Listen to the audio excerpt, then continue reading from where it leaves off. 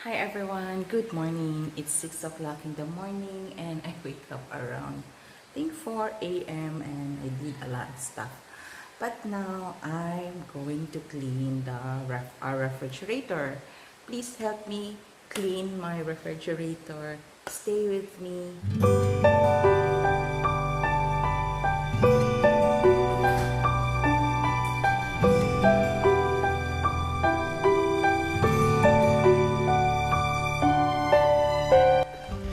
Hello everyone. So basically this is a container refrigerator.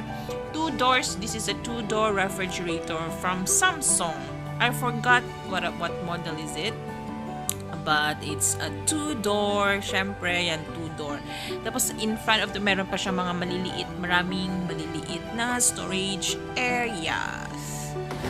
Yan, actually, this is the freezer area. So, the whole, from taas to down, they're all freezer. Tapos, may ice maker. Yun.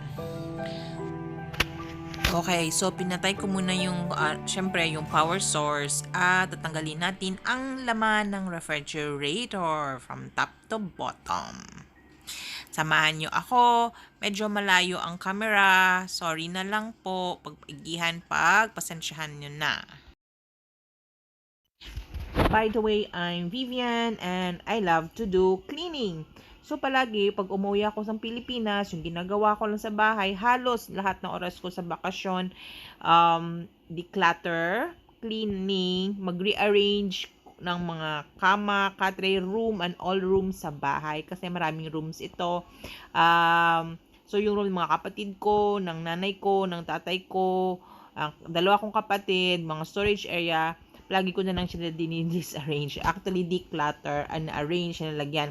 Siyempre, pagbalik ko, after ilang buwan na naman, minsan isang taon, yan, siyempre, kung ano-ano na naman nangyayari, puro na naman basura tingnan.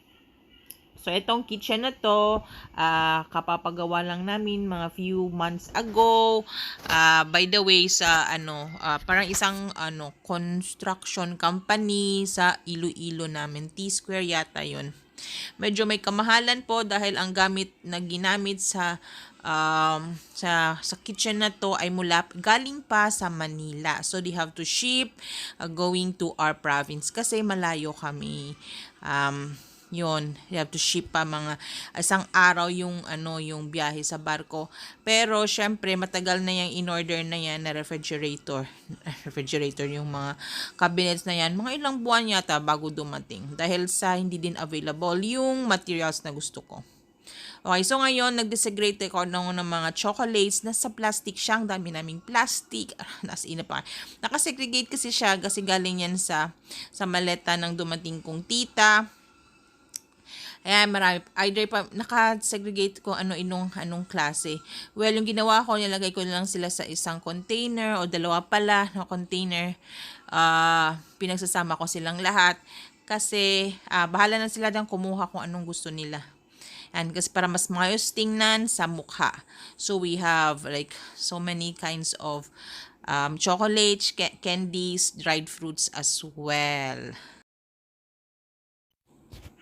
So, malapit na tayong matapos. And now, we're going to review. Okay, tingnan na natin.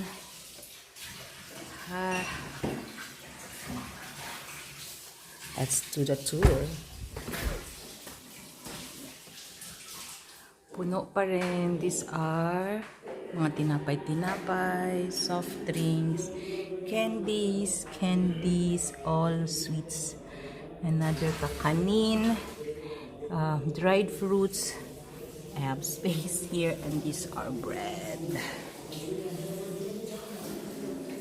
Tapos, here, mga loose na open na ng mga coffee, milk,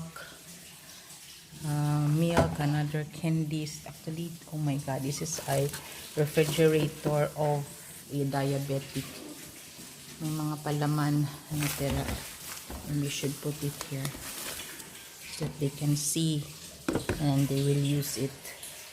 Yeah, I still have empty here. And this one is sugar. I'll put it here. Oh, wala na. Here, so that they will see better. The other side, tarang, freezer. Ayan. Hi everyone, good evening, and today I'm with our 3 dogs and the other one is not here. Hi!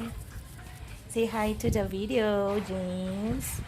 Oh, this is James, everyone. He's say hi, James.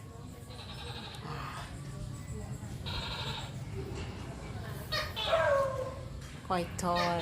How old are you, James? Mga 6 months. Plan ko siguro mo. Lipat na ko sila. Mangkot sa kang tita. And this is Jack. Jack, come here. Come. Up there. Up. Yan. This is Jack, everyone. Oh, and then James. Hush. Halide. Hush. Hush is guarding the gate. Look. Naugta. Hush. Look at Hush. He's guarding the gate. Say hi to the video. Hush. Come up. This is James. Hush. Up.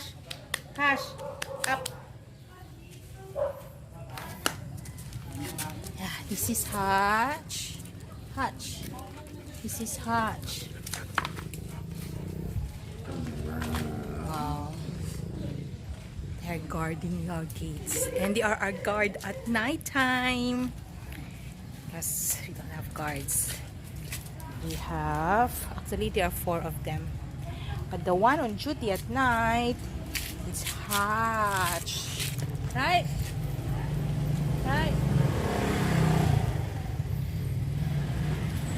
Hi everyone.